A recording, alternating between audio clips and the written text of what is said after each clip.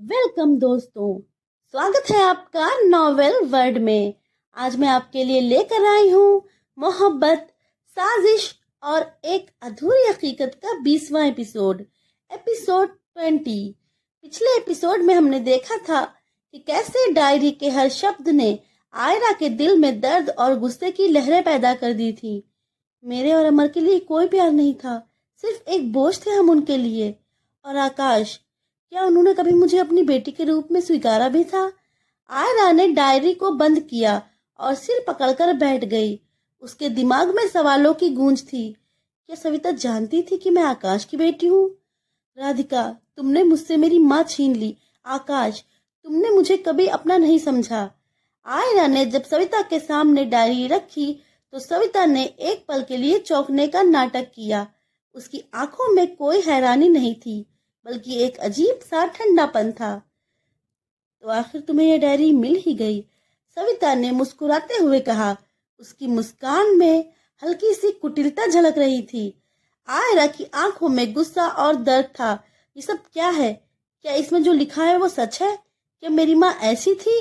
और आकाश राणा कौन है? सविता ने ठंडे स्वर में कहा। आयरा, कुछ सच कभी नहीं बताए जाते, और तुम्हारी माँ, वो इतनी निर्दोष नहीं थी जितना तुमने सोचा था। लेकिन हर सच्चाई जानना तुम्हारे लिए जरूरी नहीं है। आप मुझसे ये कैसे कह सकती हैं? आयरा की आवाज कांप रही थी। आपने मेरे साथ झूठ बोला है, मेरे बचपन से लेकर आज तक। सविता की आंखों में हल्का सा गुस्सा चमकने लगा।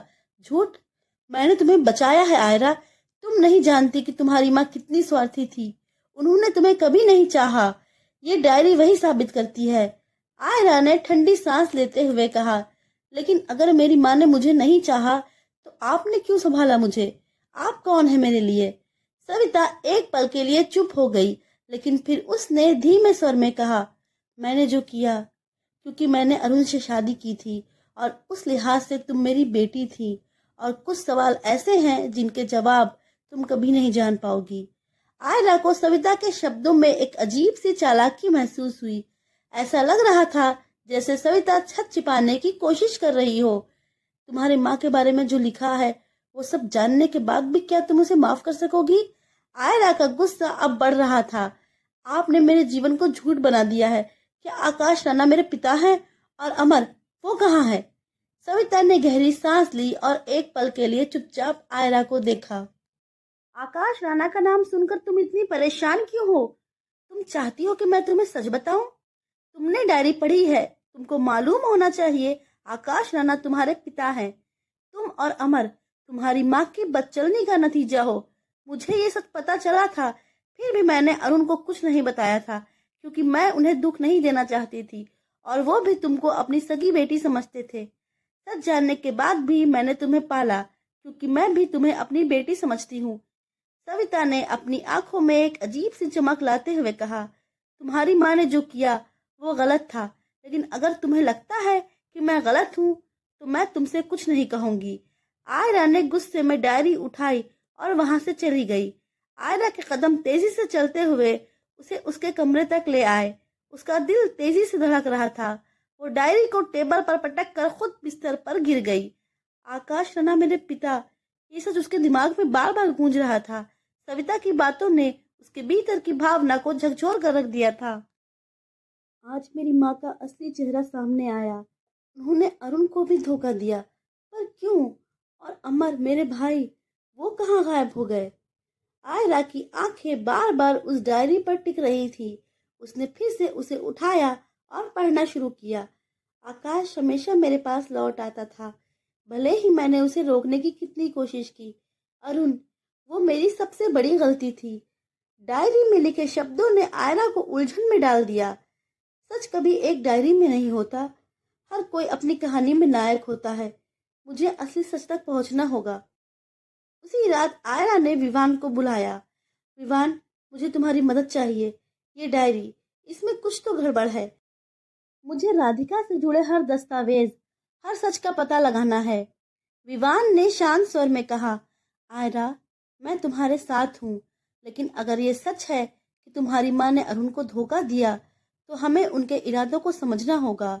और सबसे बड़ी बात, आकाश राणा कौन था और क्यों तुम्हारी माँ उसके इतने करीब थी? आयरा ने गहरी सांस ली। मुझे पता करना होगा कि आकाश राणा कौन है और वो अब कहाँ है। मुझे अपनी माँ की असलियत भी समझनी है। दूसरी ओर सविता अपने कमरे में बैठी मुस्कुरा रही थी। उसने अपनी अलमारी खोली और एक दूसरी डायरी निकाली। आयरा, तुम्हें वही जानना चाहिए जो मैं चाहती हूँ। असली सच्चाई तक पहुंचना तुम्हारे बस की बात नहीं, उसने खुद से कहा। आयरा को अब इस बात का यकीन हो चला था कि आकाश राणा और राधिका के बीच कोई गहरा राज छिपा है। वो जानना चाहती थी कि आखिर सविता इस पूरे प्रकरण में कहाँ फिट होती है। उस रात जब सब सो रहे थे, सविता ने अलमारी से एक और कागज निकाला। ये एक पुराना पत्र था। सविता, राधिका की बेटी को बचाना हमारी पहली प्राथमिकता है, लेकिन याद रखना, ये सच किसी को पता नहीं चलना चाहिए कि आयरा की असली माँ कौन है, और अगर उसे पता चले तो प्लान बी का इस्तेमाल करना। सविता ने उस पत्र को आगे पढ़ा और जला दिया।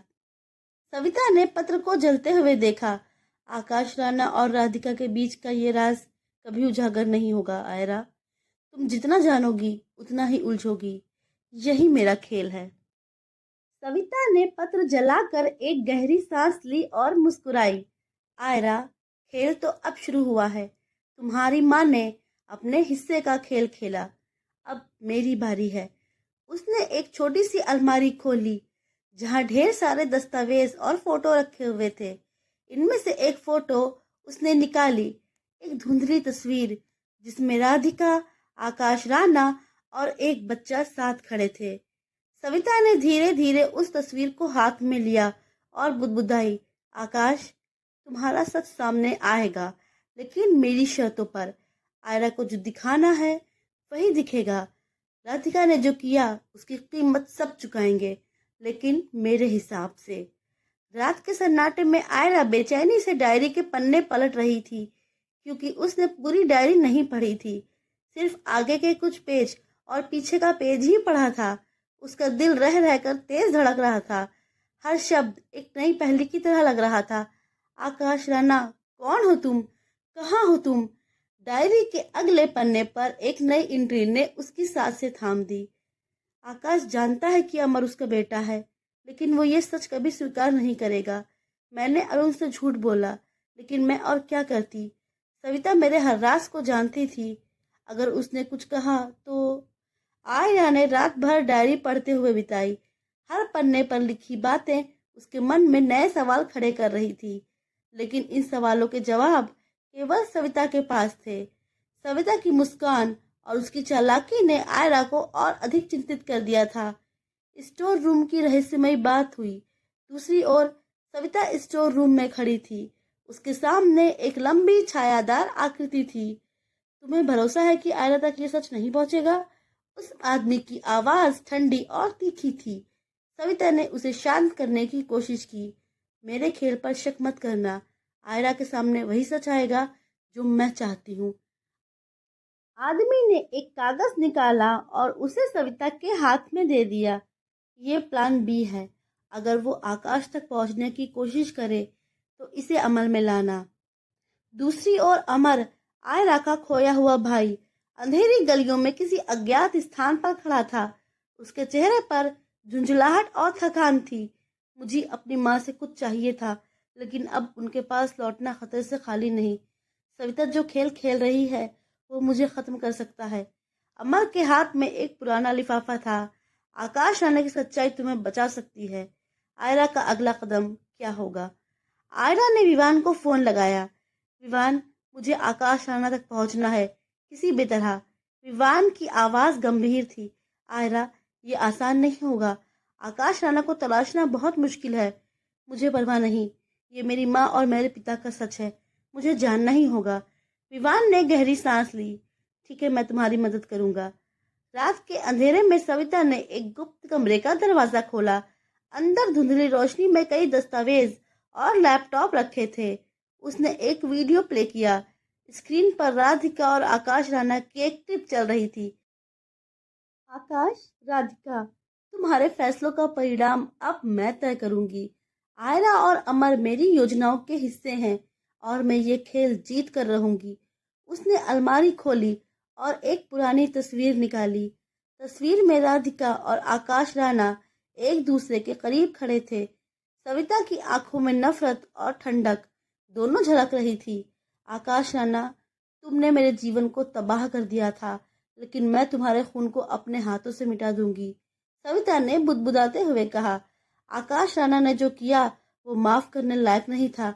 मैं राधिका से नफरत करती हूँ, वो मेरी दुश्मन थी, लेकिन आकाश राणा, तुमने भी मेरे साथ अच्छा नहीं किया। आकाश, तुमने जो किया उसका परिणाम तुम्हारी बेटी भुगत रही है। आयरा को इस सच तक पहुंचने दो। वो जितना सच जानेगी उतनी ही उलझ जाएगी। उसने एक नंबर डायल किया। तुम आ सकते हो, उसने फोन पर ठंडे स्वर में कहा। कुछ ही देर बाद स्टोर रूम से हल्की सी आहट हुई। एक लंबा रहस्यमय आदमी सविता से मिलने आया। उसका चेहरा छिपा हुआ था। तुम्हें यकीन है कि आयरा को सच्चाई पता नहीं चलेगी? उसने धीरे से पूछा। नहीं, मैंने हर कदम सोच समझ कर उठाया है। अगर वो आगे बढ़ेगी तो उसे और ज्यादा उलझा दिया जाएगा। आकाश राणा की कहानी केवल मैं तय करूंगी। अगली सुबह आयरा ने विवान को सारी बातें बताई। मुझे ये जानना है कि आकाश राणा कौन था और क्यों सविता उनके बारे में कुछ भी नहीं कहना चाहती, उसने दृढ़ स्वर में कहा। विवान ने उसे समझाने की कोशिश की। आयरा, ये मामला इतना आसान नहीं है। अगर डायरी में लिखा सच है तो इसका मतलब यह है कि तुम्हारी माँ और आकाश राणा के बीच कुछ गलत था। आयरा ने गहरी सांस ली। अगर सविता ने मुझसे सच छिपाया है तो इसका मतलब है कि वो भी इस पूरे मामले का हिस्सा है और मैं हर हाल में सच का पता लगाऊंगी। आयरा ने उस रात घर के स्टोर रूम में जाने का फैसला किया, जहां उसने सविता को अक्सर आते जाते देखा था। धीरे धीरे चलते हुए उसने स्टोर रूम का दरवाजा खोला। कमरे में पुरानी किताबें, कागज और एक संदूक रखा था। संदूक पर एक ताला लगा था। आयरा ने संदूक खोलने की कोशिश की, लेकिन वो बंद था। तभी उसकी नजर एक छोटे से नोट पर पड़ी। नोट पर लिखा था, आकाश राणा से जुड़े दस्तावेज इस संदूक में है। अगर इसे कोई खोलने की कोशिश करेगा तो सच उजागर होने से पहले ही खेल खत्म हो जाएगा। आगे क्या होगा? आखिर वो कौन सा राज था जो सविता उजागर नहीं होने देना चाहती थी? अमर कहाँ था? और क्या सच्चाई थी आकाश राणा और राधिका के रिश्ते की? और वो आदमी जो स्टोर रूम में सविता से बात कर रहा था, वो कौन था? जानने के लिए हमारे साथ बने रहिए। मोहब्बत, साजिश और एक अधूरी हकीकत में। तो ये था हमारा 20वां एपिसोड। आगे की कहानी जानने के लिए कमेंट करके ज़रूर बताइए कि आपको ये ऑडियो सीरीज कैसी लगी। लाइक कीजिए, कमेंट कीजिए, शेयर कीजिए और हाँ, सब्सक्राइब करना बिल्कुल न भूलिए ताकि आप कोई भी एपिसोड मिस ना करें। हर रोज शाम 7:30 बजे आपको नया एपिसोड मिल जाएगा। Thank you.